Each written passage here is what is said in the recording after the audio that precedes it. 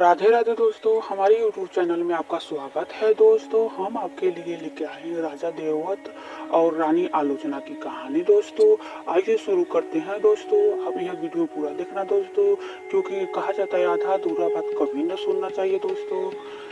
दोस्तों, बहुत समय पहले की बात है। दोस्तों, हिमाचल की तलहटी में बसा हुआ था एक धर्मपुर नाम का एक समृद्ध राज्य। वहाँ के राजा थे देवव्रत, न्यायवीर और परिश्रमी और प्रजा के सच्चे सेवक थे। दोस्तों, उनकी रानी आलोचना बुद्धिमान और दयालु और अधिक अच्छे स्वभाव की थी। दोस्तों, राज्य में धन और धान की कोई कमी नहीं थी। दोस्तों, लेकिन राज्य रानी का मानना था दोस्तों कि सच्ची समृद्धि धन से नहीं, संस्कार और ज्ञान से आती है। दोस्तों, एक दिन की बात है। दोस्तों, एक दिन राजा देवव्रत ने सभा में अपने मंत्रियों से पूछा, बताओ राज्य में सबसे अधिक किस चीज की आवश्यकता होती है। दोस्तों, किसी ने कहा सेना की, किसी ने कहा धन की, किसी ने कहा किले की। दोस्तों, तभी रानी आलोचना बोली, दोस्तों राज्य को सबसे अधिक आवश्यकता है यही सोच वाले नागरिकों को। दोस्तों, राजा मुस्कुराए दिए, लेकिन उनके मन में यह प्रश्न गूंजता रहा। दोस्तों, उसी रात एक वृद्ध साधु महल में आए। दोस्तों, राजा ने उनका स्वागत किया। दोस्तों, साधु ने कहा, राजन, आपके पास सब कुछ है पर परीक्षा अभी बाकी है। दोस्तों, राजा चौंक गए। दोस्तों, साधु ने बोले,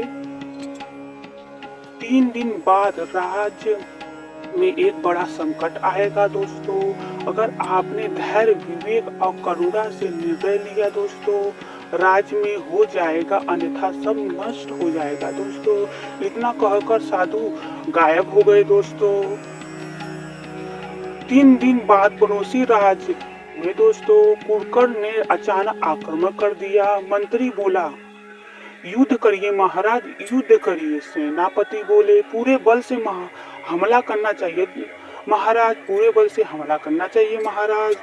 लेकिन रानी आलोचना शांत रही। दोस्तों, उन्होंने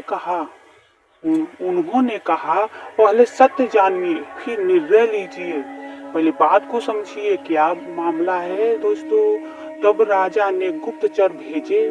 पता चला कुरकर राजा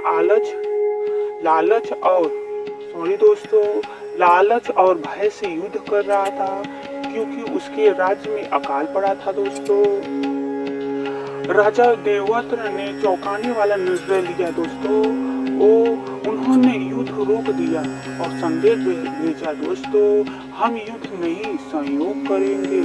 उन्होंने कुरकर को अन्य पानी और वैद्य भेजे। मंत्री नाराज हुआ। दोस्तों, यह कमजोरी है महाराज, यह कमजोरी है। राजा बोले, नहीं, यह मानवता की शक्ति है। कुछ ही समय कुरकर का राजा स्वयं नंगे पांव धर्मपुर पहुंचा। दोस्तों, उसकी आंखों में आंसू थे और वह बोला, मैंने आपको शत्रु समझा, आपने मुझे भाई बना लिया महाराज। उसने अपने राज्य को धर्मपुर का मित्र राज्य घोषित कर दिया। दोस्तों, कुछ वर्ष बाद राज्य में भयंकर सूखा पड़ा। दोस्तों, प्रजा घबरा गई। राजा रानी स्वयं सामान्य वस्त्र पहनकर खेतों में काम किया। दोस्तों, प्रजा ने देखा राजा हमारे साथ खड़ा है। धीरे धीरे वर्षा फसल लहराने लगी। दोस्तों, साधु फिर प्रकट हुए। दोस्तों, और बोले, राजन, आपने परीक्षा पूरा किया। दोस्तों, आपने परीक्षा पास कर दिया राजन।